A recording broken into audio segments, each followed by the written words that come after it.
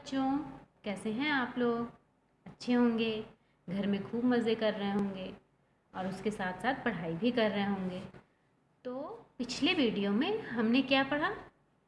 अति सुंदर जवाब। हमने पढ़ा था शेखीबाज मक्खी, ठीक है, कहानी। तो इस कहानी को हम लोग आज आगे पढ़ेंगे, है ना? तो फिर चलिए पढ़ते हैं।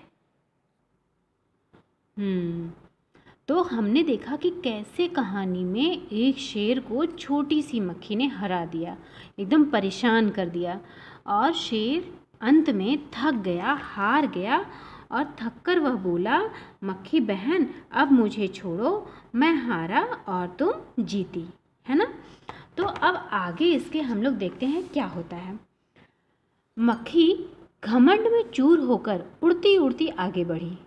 अब मक्खी के अंदर तो घमंड आ गया, ठीक है। वो घमंड करने लगी कि मैंने तो शेर को हरा दिया।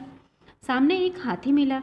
मक्खी ने कहा, अरे हाथी, मुझे प्रणाम कर, मैंने जंगल के राजा शेर को हराया है, इसलिए जंगल में अब मेरा राज चलेगा।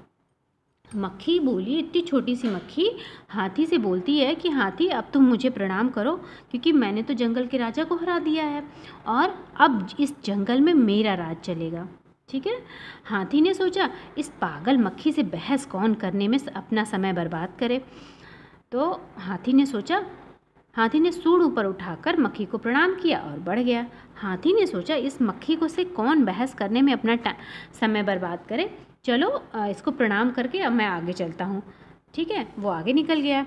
सामने से आ रही लोमड़ी ने यह सब देखा। लोमड़ी मंद मंद मुस्कुराने लगी। अब लोमड़ी तो चालाक होती ही है, वो धीरे धीरे मुस्कुराने लगी। इतने में मक्खी ने लोमड़ी से कहा, अरे ओ लोमड़ी, चल मुझे प्रणाम कर।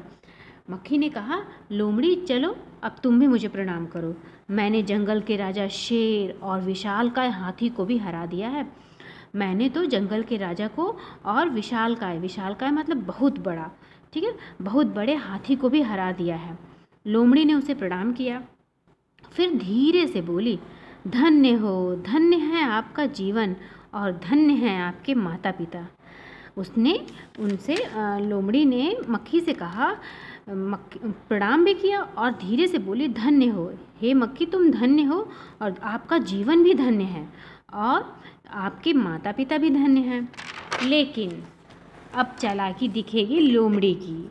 लेकिन मक्खी रानी, उधर वह मकड़ी दिखाई दे रही है ना, वह आपको गाली दे रही थी। ओफो, ये क्या किया, उसका ज़रा खबर लो ना।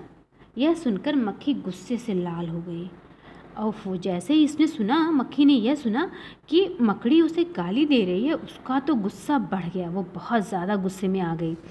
मक्खी बोली, उस मकड़ी को तो मैं चुटकी बजाते ही ख़त्म कर दूंगी।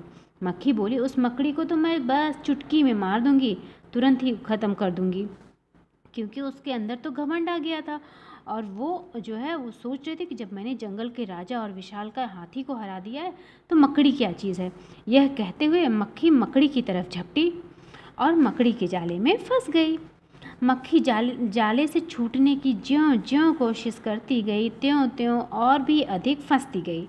अब जैसे जैसे मक्खी जाले से निकलने की कोशिश करती, वो और अधिक फंसती जाती।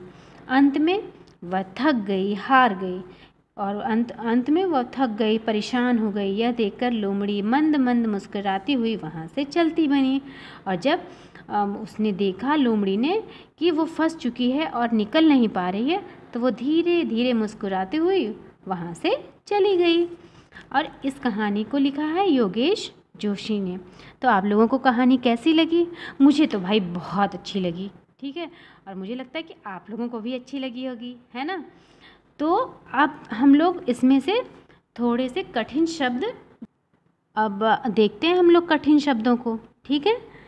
शेखीबाज, पहला जो कठिन शब्द हमारा है वो है शेखीबाज।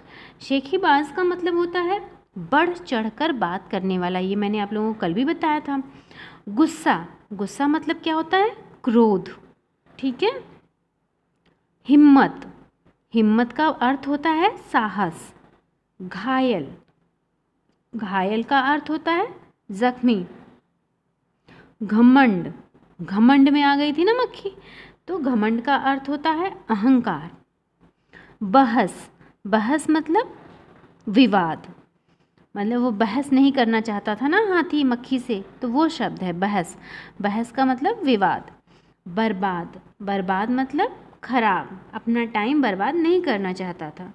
विशालकाय, विशालकाय मतलब बहुत बड़ा। विशालकाय हम हाथी के लिए प्रयोग कर सकते हैं, या फिर विशालकाय पेड़ के लिए प्रयोग कर सकते हैं। जैसे हनुमानगढ़ी के पास एक विशालकाय पीपल का पेड़ है, इस तरह से हम वाक्य बना सकते हैं। ठीक है, तो आप लोगों को क्या क्या करना है, इन कठिन शब्दों को पढ़ना है और उनके अर्थ सहित उनको याद करना है। ठीक है, धन्यवाद।